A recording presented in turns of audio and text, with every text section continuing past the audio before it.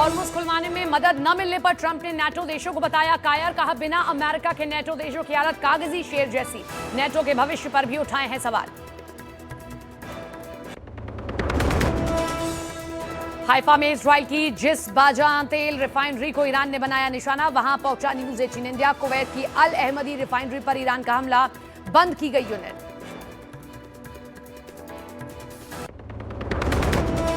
प्रधानमंत्री मोदी की 5 देशों के राष्ट्रीय अध्यक्षों से फोन पर हुई बात। मोहन भागवत और शशि थरूर समेत विपक्ष के कई नेताओं की अपील, महायुद्ध को खत्म करने के प्रयासों की अगुवाई करें पीएम मोदी।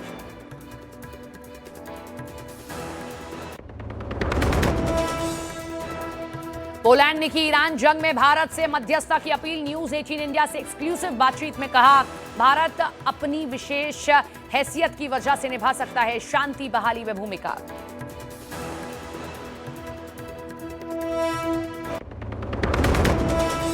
बंगाल चुनाव के लिए ममता बनर्जी ने जारी किया टीएमसी का घोषणा पत्र। टीएमसी के घोषणा पत्र में ममता के 10 वचनों का है जिक्र। महिलाओं को नगद मदद और युवाओं को बेरोजगारी भत्ता देने का वादा किया।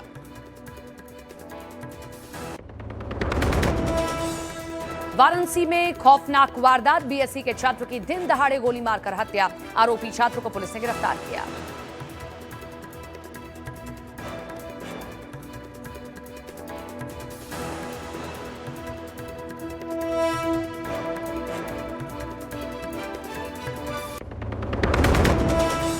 देश भर में आज ईद का जश्न, जमकर हुई आतिशबाजी।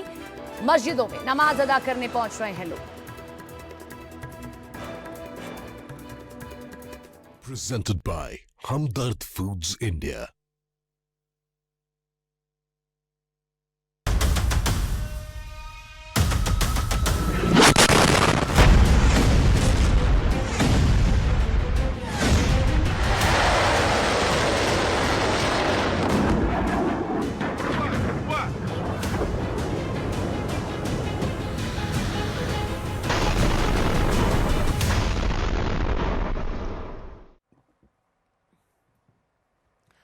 अमेरिकी राष्ट्रपति डोनाल्ड ट्रंप ने नाटो के सहयोगियों को कायर बता दिया है। ईरान युद्ध में हॉर्मुज स्ट्रेट को सैन्य तरीकों से खुलवाने में सहयोग नहीं देने पर अमेरिकी राष्ट्रपति ट्रंप का यह बयान बहुत अहम माना जा रहा है। ट्रंप ने नाटो देशों को कागजी शेर बताया और कहा कि नाटो में शामिल कायर देशों को वो याद रखेंगे। ट्रंप ने नाटो देशों पर हॉर्मुज स्ट्रेट खुलवाने में मदद नहीं मिलने पर जमकर खरी खोटी सुनाई और दावा किया है कि ईरान के खिलाफ जंग सैन्य तौर पर जीती जा चुकी है। अमेरिका को अब किसी देश की मदद की जरूरत नहीं है। नाटो देशों की ओर से, जिसमें 32 देश शामिल हैं, एक ऐसा संगठन जो 1949 में बनता है, वर्ल्ड वॉर 2 के बाद में, जिसका मकसद यही होता है कि जो देश उस संगठन में शामिल हैं उनको सैन्य मदद मुहैया कराई जाएगी अगर वो किसी आफत में होते हैं या किसी भी तरीके की ऐसी जंग में फंसते हैं। लेकिन नाटो का सहयोग अमेरिका को नहीं मिला। अमेरिका बार बार नाटो से सहयोग मांगता रहा, लेकिन अब ट्रंप इतने भड़क गए हैं कि उनकी ओर से कहा गया है कि ये सभी कागजी शेर हैं।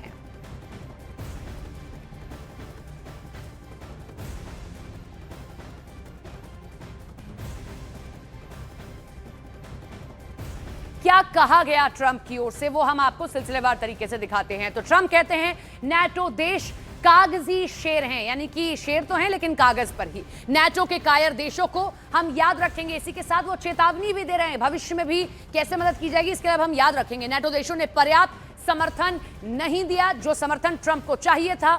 हॉर्मुज खोलने में मदद नाटो के देश नहीं कर रहे हैं और हमें किसी देश की अब मदद की जरूरत नहीं है। जो सैन्य ताकत है हमारी इतनी है कि हम वहां पर कब्जा कर सके। मदद न मिलने का नाटो के भविष्य पर असर पड़ेगा, यह भी कह दिया है। लेकिन अब इसी के साथ में हम आपको बताते हैं कि नाटो आखिर क्या है, यह भी समझाएंगे। लेकिन उससे पहले यह बयान देखिए, पढ़िए कि कैसे नाटो को कायर बता रहे हैं।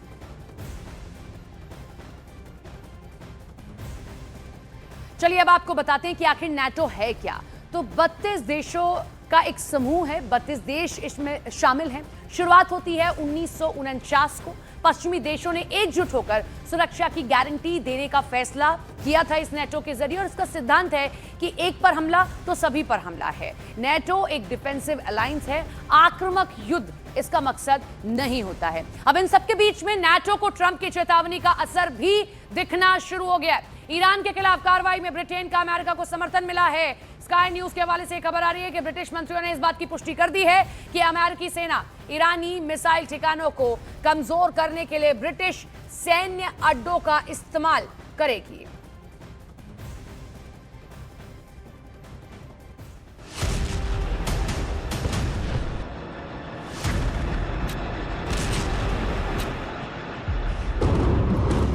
क्या दुनिया को जलाने वाली है ईरान युद्ध की चिंगारी?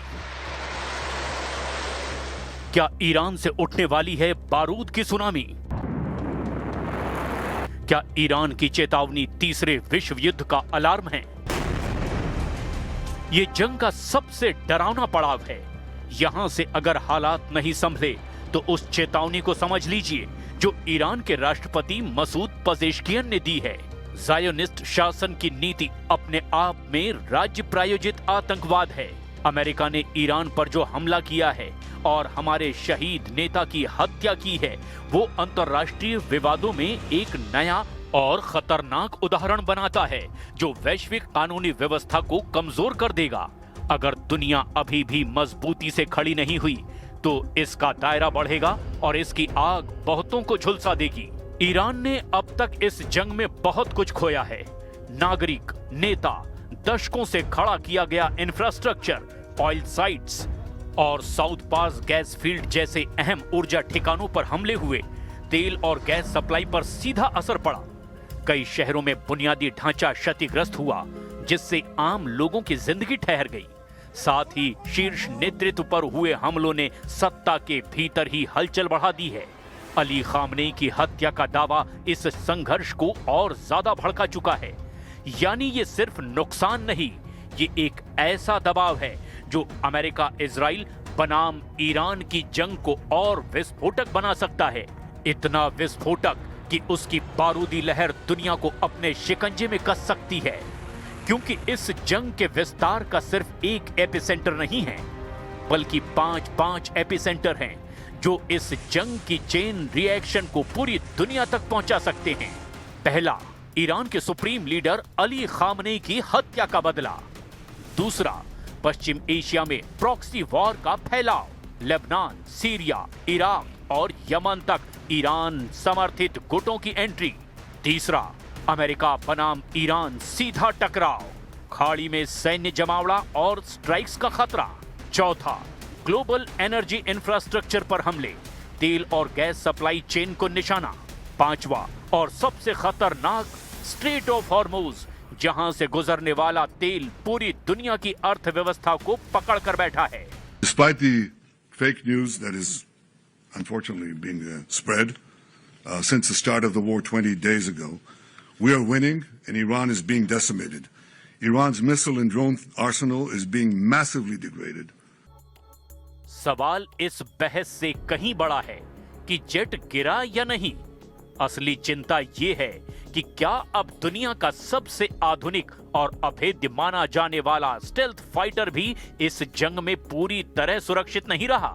यही इस संघर्ष का सबसे खतरनाक संकेत है, क्योंकि अब ये टकराव उस मुकाम तक पहुंच चुका है जहां तकनीक, सैन्य शक्ति और वैश्विक प्रतिष्ठा तीनों दांव पर लगी है। और जब हालात ऐसे बन जाएं कि सुपर पावर की सबसे बड़ी ताकत भी चोटिल नजर आने लगे, तो ये साफ संकेत होता है कि ये सिर्फ एक क्षेत्रीय युद्ध नहीं रहा, बल्कि एक ऐसे वैश्विक टकराव की शुरुआत है जिसकी गूंज दूर तक सुनाई दे सकती है। अब लौटते हैं उस एपिसेंटर वाली कहानी पर जिसे दुनिया को झुलसाने वाला ट्रिगर माना जा रहा है। स्ट्रेट ऑफ हॉर्मुज, यानी वो नस जिससे दुनिया के कई देशों की अर्थव्यवस्था की सांसें चल रही है। ये इस जंग का सबसे खतरनाक ट्रिगर बन चुका है। दुनिया का लगभग 20% तेल इसी संकरे समुद्री रास्ते से गुजरता है और यही वजह है कि यहाँ का हर तनाव वैश्विक असर पैदा करता है। हालात ये हैं कि जहाजों की आवाजाही अब सामान्य नहीं रही। कई शिपिंग कंपनियां रूट बदलने या फिर देरी से गुजरने पर मजबूर हैं और बीमा प्रीमियम तेजी से बढ़ चुका है। कुछ रिपोर्ट्स में सेफ कॉरिडोर और नियंत्रित आवाजाही की भी बात सामने आई है, जो ये दिखाती है कि रास्ता खुला जरूर है लेकिन पूरी तरह आजाद नहीं है।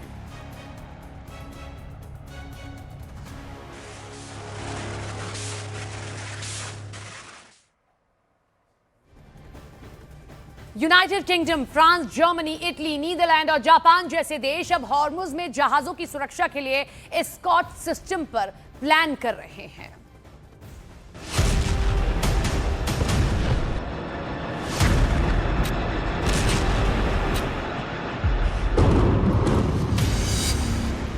अगर यहां हालात और बिगड़े तो तेल सप्लाई पर बड़ा झटका लगेगा, जिससे पूरी दुनिया की अर्थव्यवस्था पर सीधा असर पड़ेगा।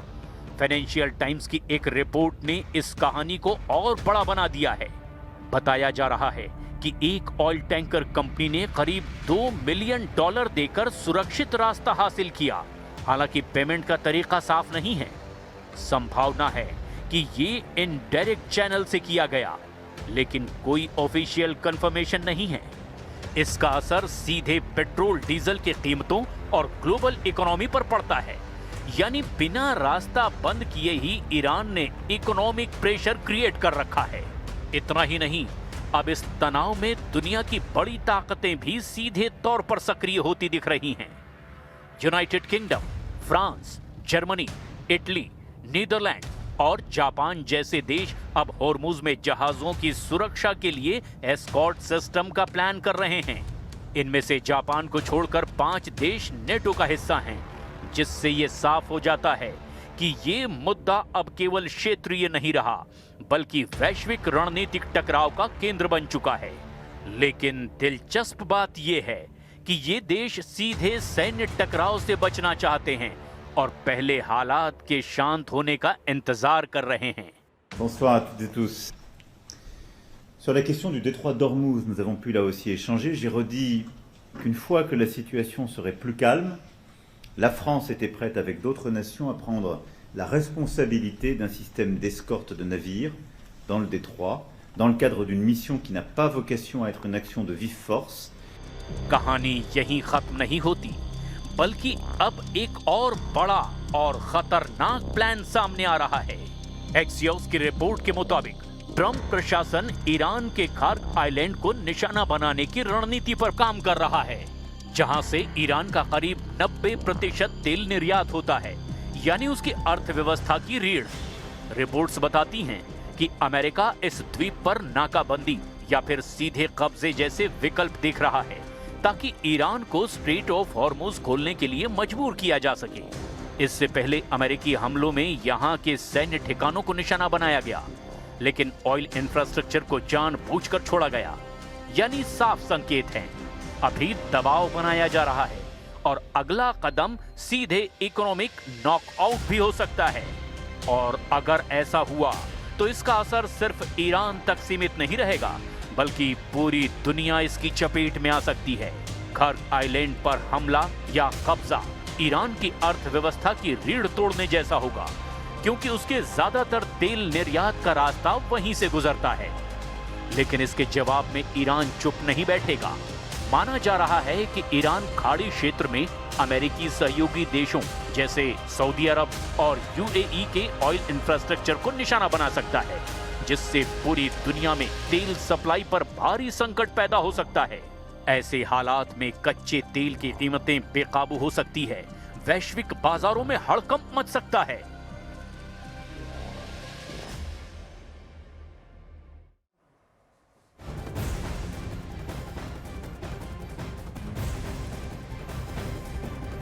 इस बीच ईरान युद्ध पर स्पेन के पीएम पेड्रो साnchez का बड़ा बयान सामने आया। उन्होंने युद्ध को अवैध बताया और इसका समर्थन करने से इनकार कर दिया। उन्होंने ये भी कहा कि नो टू वॉर अब सिर्फ स्पेन की नहीं, पूरी दुनिया की आवाज है। इतना ही नहीं, पेड्रो ने कहा कि लड़ने वालों को नहीं पता कि ये जंग कब खत्म होगी।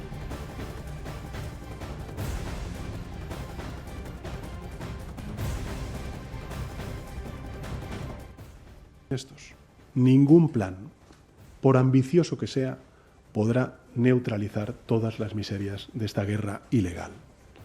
Por eso, a la vez que apoyamos las medidas y nos ayudamos los unos a los otros a capear los efectos de esta crisis, tenemos que seguir exigiendo el cese inmediato de este conflicto.